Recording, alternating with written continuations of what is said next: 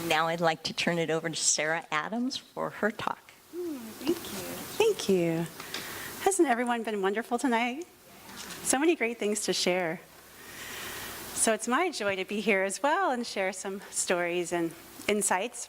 My talk is on seeing it and savoring it. See the love and savor it.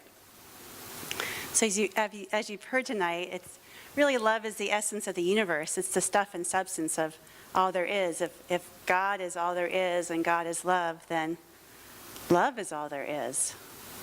Ernest Holmes says, "Love is at the center of man's being, and the calm, continuous pulsations of life are governed by love." And later goes on to say, "The heart is known as the center of love, which is the healing balm for every inharmonious thought." That feels so good to think about love being the balm for every inharmonious thought. So if we're in this sea of love, I have a story for you. There were these two fish swimming in the ocean, two young fish, little whippersnappers. And this older sage fish swims up and says, "So, how do you like the water?" And the fish look to each other and they go, "Fine," and go swimming on their way. And as they keep going, one fish says to the other, "What the hell's water?" So if we're in this sea of love, the question is, how do we see it? Can we see it? It's all around, but how do we really see it and know it's there? So we've heard some examples tonight. We've heard some definitions. We've heard some examples. I like to think that love is something that we do in relationship. It's something that we experience with another. I think relationship is a great place to learn it. I think Marianne Williamson is the one who says that relationships are the graduate school of life. It's where we really learn. So I also have a quote from Brene Brown who says, "We cultivate love when we allow our most vulnerable and powerful selves to be deeply seen and known, and when we honor the spiritual connection that grows from that offering with trust, respect, kindness, and affection."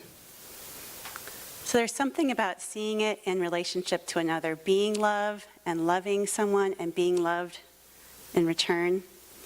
And there's also something about being part of that larger truth that requires us to be open and vulnerable, to share and be that larger self that's powerful, but requires us to step away from whatever we might limit ourselves with, whatever beliefs or old stories or old fears of being unworthy or belief in a lack or limitation or some fear that's keeping us from experiencing that love. So it requires us to be open and vulnerable and to be present to it.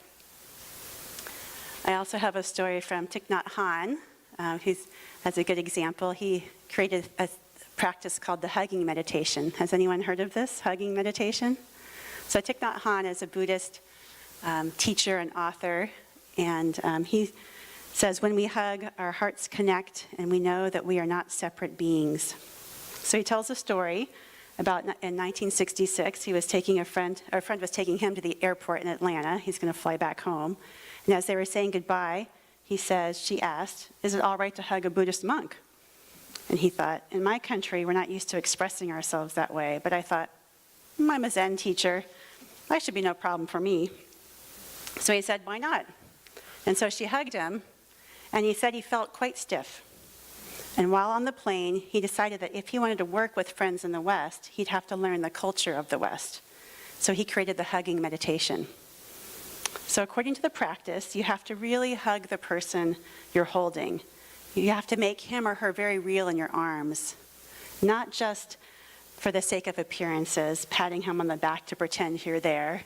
It kind of reminds me of growing up. I went to youth church camps, and we used to have a skit about hugs, and we had all the different types of hugs, and there was this A-frame hug where you kind of just reach over and pat someone on the back and make an A-frame. So he says, no, you really need to breathe consciously and hug with all your body, spirit, and heart. The hug, it's a meditation practice of mindfulness and heartfulness. And so it goes like this. You breathe in and know that my dear one in my arms is alive. Breathing out, he or she is so precious to me. So you breathe in and know that they're alive in your arms. You breathe out and feel how precious this person is to you. And if you breathe deeply like that, holding the person you love, it's a practice that nourishes them and allows them to bloom like a flower. So how amazing is that to be present to that moment and see that and feel the love? And so that's my second part of my talk, is savoring it. So I'm in a class besides this one, which has been fabulous, by the way. Thank you, Dr. Christian. But I'm in a class on spirituality and the brain, and it's all neuroscience. And I thought, well, this is probably the one class that's not going to apply to my ministry. But of course, that's not so. And so something that came to light the other day in a discussion was research on savoring.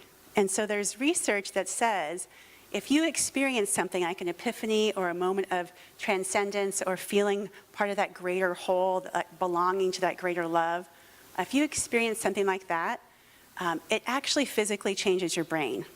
That savoring has become a practice that actually helps people recover from depression, from anxiety. It helps with longevity. It really helps brain health, but it also helps create pathways in the brain that return to that place and that experience. So I thought about that, and I realized I have had the practice of savoring.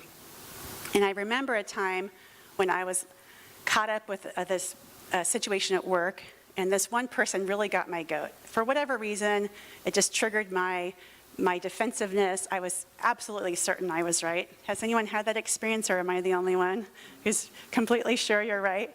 And there's just that one person who gets you, even though you know you shouldn't be letting yourself get sucked in. So I, of course, having done some work and being in this movement and this practice of spiritual living and science of mind, so I took it into meditation and did my own inner work. And I, on one part, was present to whatever fear or whatever was underneath that reaction and caught the false belief that was behind the defensiveness or the wanting to prove myself.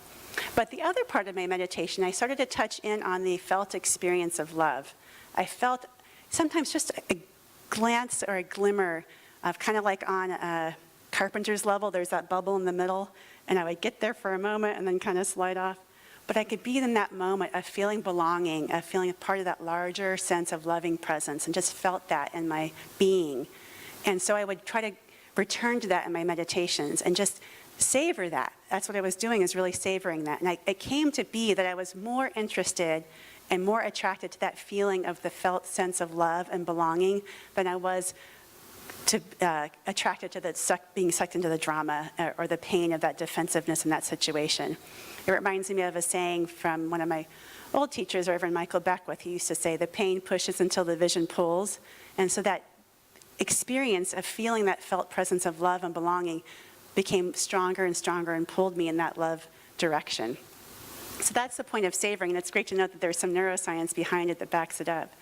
So that's my point tonight, is to really stay with that. There's a Sufi saying that says, for everything that rusts, God made a polish. It's only fair, and the polish for the heart is zikr. The polish for the heart is remembrance. And so I think when we're savoring it, we're remembering it, we're polishing our heart.